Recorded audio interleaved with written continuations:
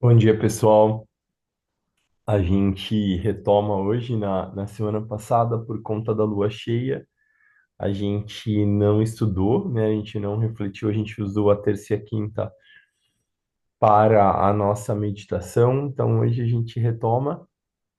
A gente está um pouquinho atrasado, mas acredito que vai dar tempo da gente finalizar o bimestre. Acho que talvez um pouquinho atrasado, mas vai dar tempo. Vamos lá.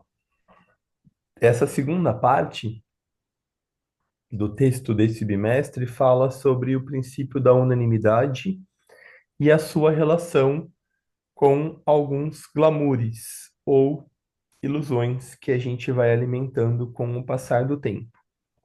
Então, eu vou ler aqui e lembrando que vocês podem me interromper a qualquer momento.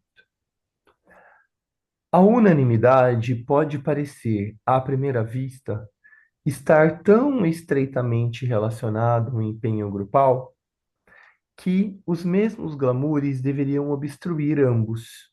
Isso é verdadeiro em grande medida. Mas o princípio da unanimidade é de um nível diferente e de um significado bem maior do que a combinação que constitui um esforço grupal.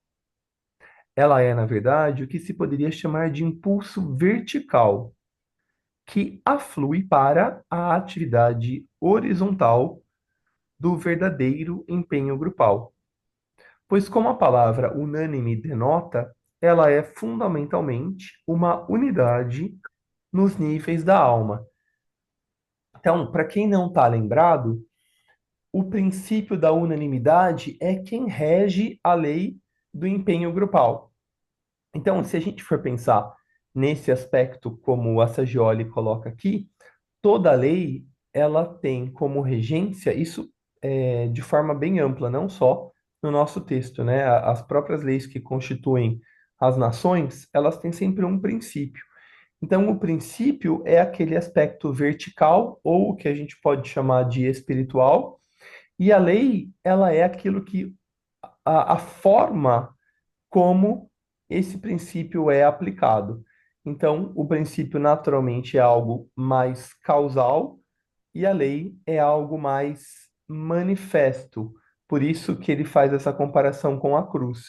O princípio sendo o aspecto vertical e a cruz o aspecto espiritual. Então, claramente, eles se conectam, porém, pelo fato dele ser ainda mais interno ou espiritual, os glamoures que ele se conecta ou que se conectam a ele são ligeiramente diferentes. Desculpa. Isso significa que, além dos glamoures que obstruem a cooperação com os outros e o empenho grupal, precisamos considerar aqueles que impedem a resposta aos impulsos da alma e a realização da consciência grupal e da percepção mais inclusiva que existe nos níveis da alma. Os indivíduos podem se associar por muitas razões convenientes e materialistas, mas sua cooperação será algo parcial e temporário, sem a unanimidade, sem a força motriz interna de um propósito unido, uma intenção comum, uma unidade mais profunda e significativa que os junte ou conecte. Só a unanimidade desperta o ímpeto de servir com inegoísmo ou sem egoísmo, e a vontade de harmonizar, cooperar, compartilhar a carga e alcançar conjuntamente aquilo que é reconhecido como um objetivo comum. Isso fica muito claro na vivência em grupo. Muitas vezes os indivíduos eles se juntam em grupos, mas porque a pessoa tem, às vezes, ali a vontade de estar num grupo social, ou porque ela entende que se ela estiver pertencendo àquele grupo, ela vai contribuir, mas ela também vai, em alguma medida, se beneficiar. Então, essa é uma das causas pelas quais a gente como ser humano que é naturalmente gregário, a gente observa a atuação em grupos, inclusive naqueles que têm um fundo ou um cunho espiritual. Vejam pelo nosso próprio grupo, né? No nosso próprio grupo aqui do WhatsApp, a gente tem mais de 100 pessoas. Mas quantas são aquelas que se reúnem toda semana? 10, 12. Por quê? Porque muitas querem participar do grupo e não tem nada de mal nisso, pelo contrário, né? Porque elas identificam, em alguma medida, elas podem se beneficiar desse grupo e elas também acham que, em alguma medida, elas podem contribuir. Mas percebem que isso é um pouco mais externo? Aqueles que de fato estão relacionados, aqueles que de fato se identificam com os valores espirituais, com os princípios do grupo, são minoria ou são uma parte menor. E, de novo, eu não estou fazendo uma crítica.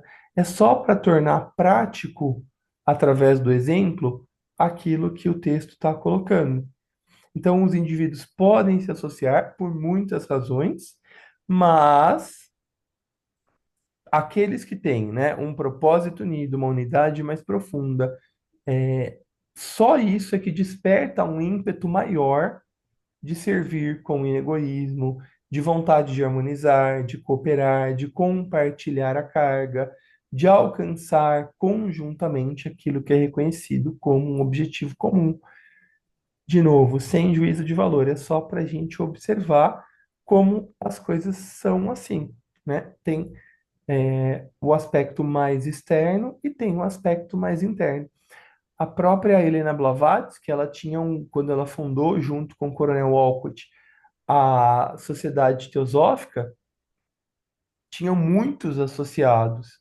Teve um boom, porque principalmente o livro dela, da Doutrina Secreta, estava muito falado, causou um impacto muito grande. Mas, além disso, ela tinha aquilo que ela chamava de círculo interno, que eram formado por quem? Por aquelas pessoas que tinham uma unificação e uma identificação maior com o princípio da unanimidade, com aquele propósito que era comungado por alguns membros, não por todos ainda, né?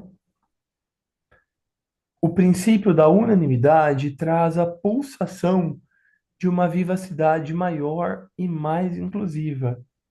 E por isso, quando ele está no coração de um empreendimento de natureza mais ampla do que nossas atividades e objetivos pessoais, fornece, estimula e eleva a novas dimensões. Unanimidade não é uniformidade. Quando a unanimidade está no âmago de qualquer empenho grupal, ela é o grande antídoto para todos os problemas que poderiam assolá-la no nível da personalidade. Por quê? Porque se o indivíduo está identificado com o princípio, com aquilo que é unidade de alma, qualquer questão de personalidade, ela vai ser tirada de letra, né? Ela pode vir a surgir, mas o indivíduo vai comparar e vai falar: tá bom, tem essa questão, mas o que está em jogo é muito maior do que isso.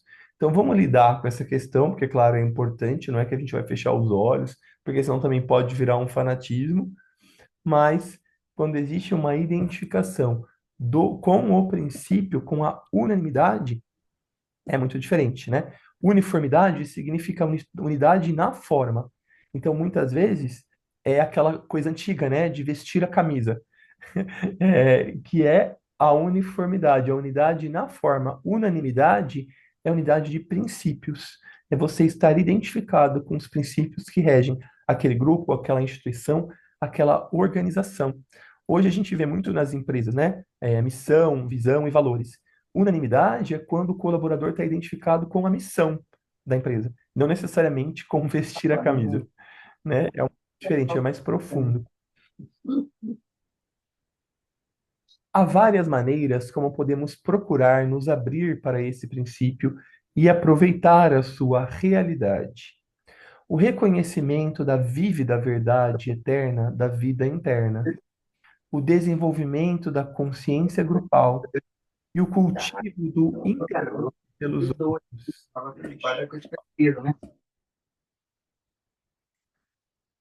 Vou ler esse pedacinho. De novo, o reconhecimento da vívida verdade eterna, da vida interna, o desenvolvimento da consciência grupal e o cultivo do interesse pelos outros, que é, na verdade, a empatia, né? O senso de responsabilidade.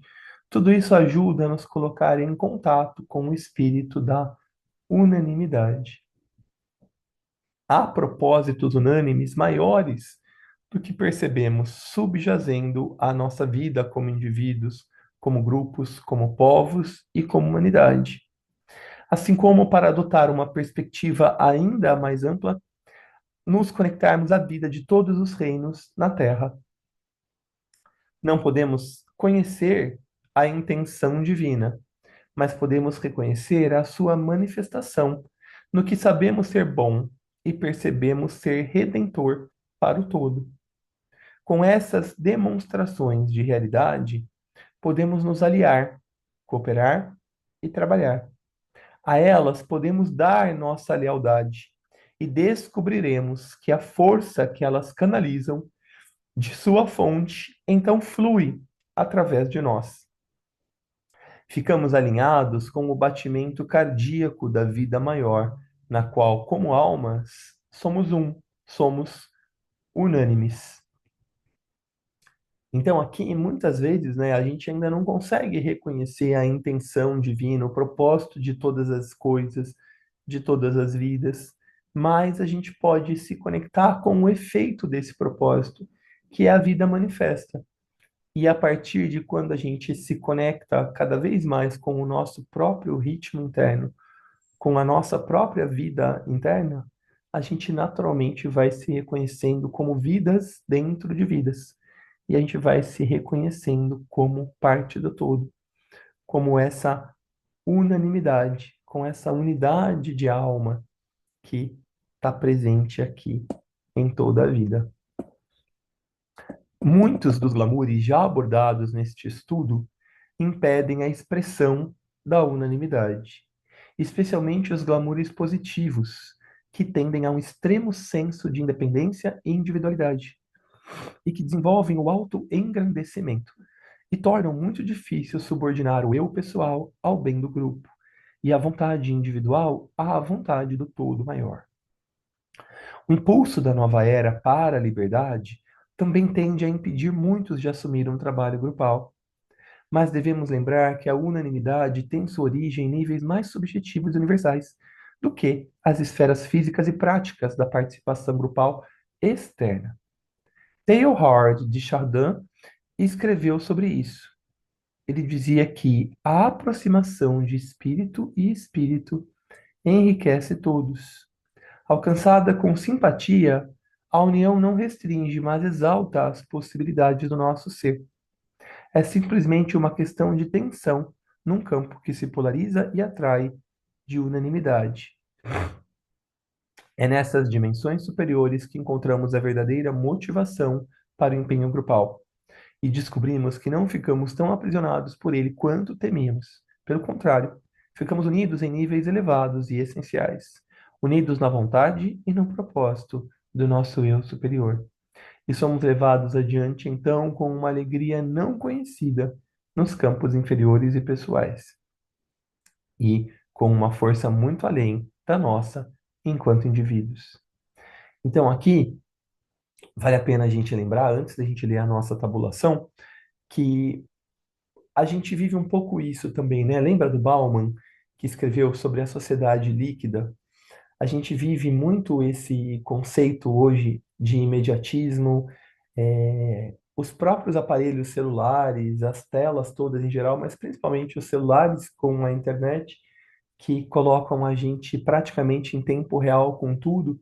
Então tem um aspecto, obviamente, positivo, da gente se conectar quase que telepaticamente com as pessoas, por saber tudo que está acontecendo ao redor do mundo, mas a gente se torna um pouco imediatista e a gente acha que, pelo fato da gente vislumbrar inúmeras possibilidades, a gente acaba tendo dificuldade de estabelecer vínculos mais profundos, porque parece que ao estabelecer vínculos, a gente está abrindo mão de todas as outras possibilidades. Isso, de fato, é uma verdade. Eu sempre brinco que a nossa condição atual enquanto personalidade, foi uma entre diversas e milhares de escolher fazer com que a gente nascesse no dia que a gente nasceu, com a condição astrológica que a gente nasceu, com a condição de raios que a gente nasceu, a alma teve que abrir mão de todas as outras possibilidades. Ela que, naquele contexto, era a melhor possibilidade dentre todas as outras. Então, é importante a gente perceber que há uma coisa e a outra. Então, sim, a gente abriu mão de muitas outras coisas, mas sim também era a melhor opção para as nossas relações, para as nossas possibilidades de trabalho. Porque tudo, quando a gente olha, pensa numa coisa super simples, né? A gente senta, abre o Netflix ou qualquer coisa que a gente acaba perdendo um tempão para escolher. E aí, quando a gente escolhe, às vezes a gente fala, ah, nem era a coisa mais legal, ou a gente nem gostou tanto, ou então dorme no meio do filme ou do seriado, porque perdeu tanto tempo para escolher, que acaba que não tem um tempo de qualidade. Então, isso, como que a gente consegue vencer esse glamour? À medida que a gente vai se conectando com esse princípio da unanimidade. À medida que a gente vai, de fato, se relacionando com as causas e não tanto com os efeitos que essas causas acabam trazendo no nosso contexto social e de humanidade. Vou ler um pouquinho aqui a nossa tabulação, que faz um resumo, né, uma síntese do que a gente é, estudou e refletiu. Alguns glamoures que obstruem o princípio da unanimidade. O glamour da autossuficiência, de uma vontade excessiva nos detalhes e na realização externa. O amor à organização e à ordem, a ponto de esquecer se eles não estão cumprindo seu propósito original. Olha que interessante isso. Isso é muito comum nas organizações. Forma em si e vai se desconectando do propósito original. Isso é muito comum em grupos, né? Falta de inclusividade, o desejo de liberdade pessoal, falha em ver os objetivos de maior alcance e mais amplamente compartilhados, falta de interesse no bem do todo, insensibilidade ou falta de sensibilidade aos impulsos da alma, aqueles que são mais sutis, alguns pontos para reflexão para que a gente possa se aproximar um pouquinho do princípio da unanimidade.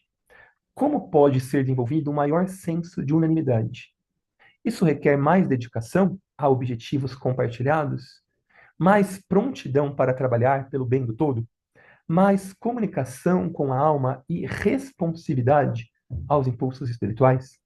Quais são alguns dos objetivos comuns da humanidade?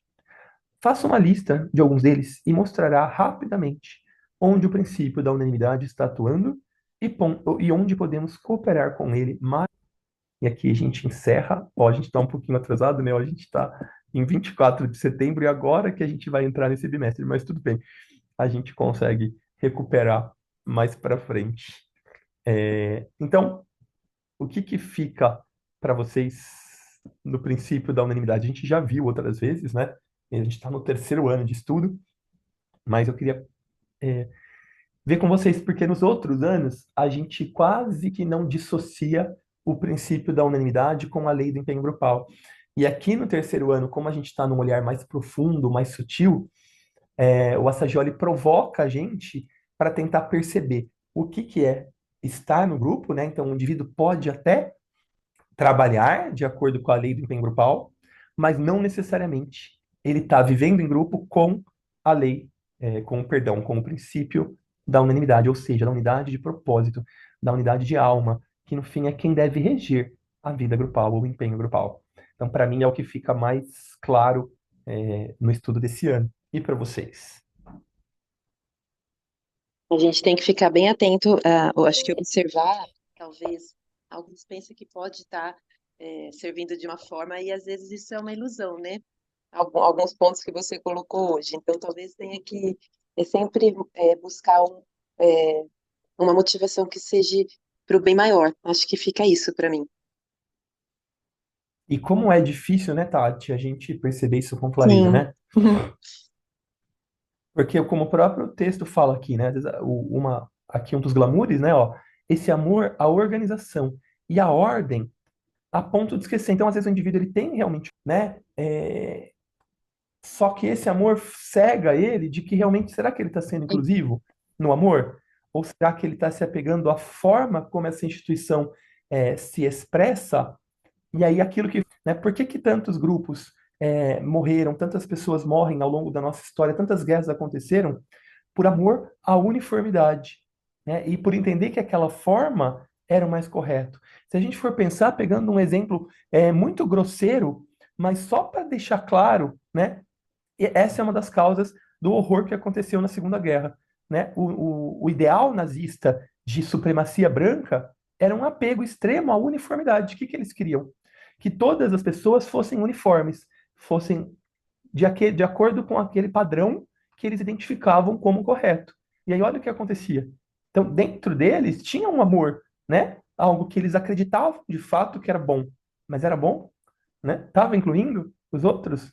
Então, estou pegando um exemplo grosseiro, como eu falei, só para ficar claro para a gente como uma ideia, quando ela é apegada à forma e não ao princípio, como pode trazer dano.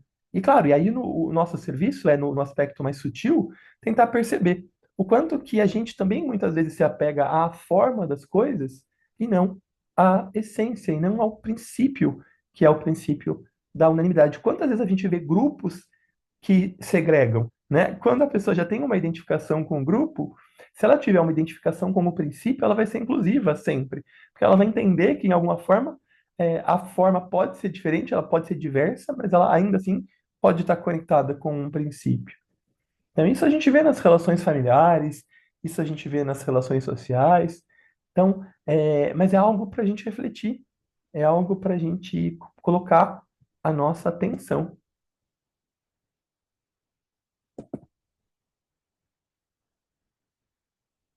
Mais alguém gostaria de compartilhar?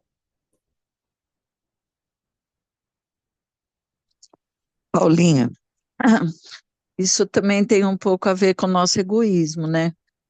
Quando a gente começa a perceber toda essa forma de envolvimento, e aí você cai fora.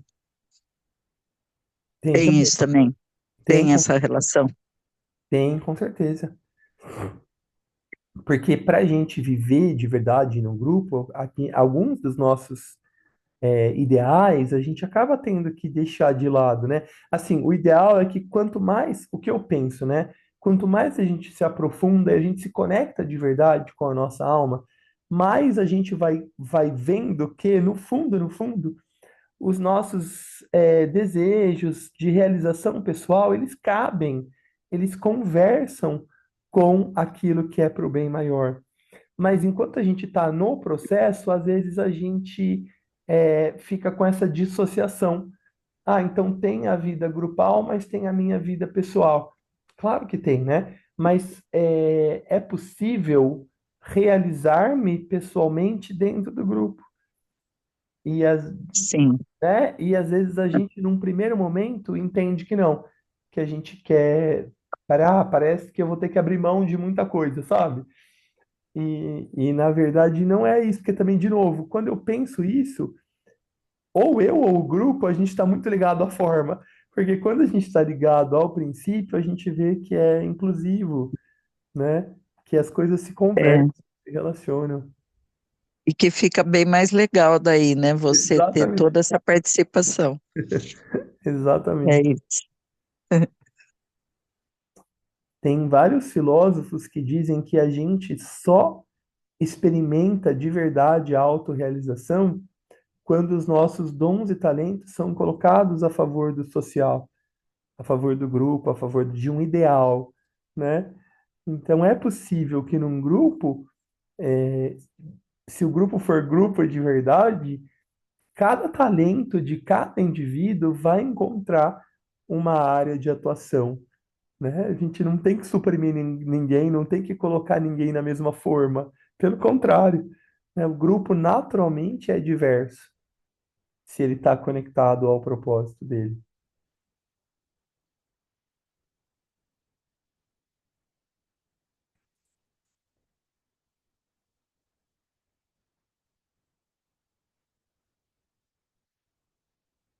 Mais alguém gostaria de compartilhar alguma opinião, alguma impressão?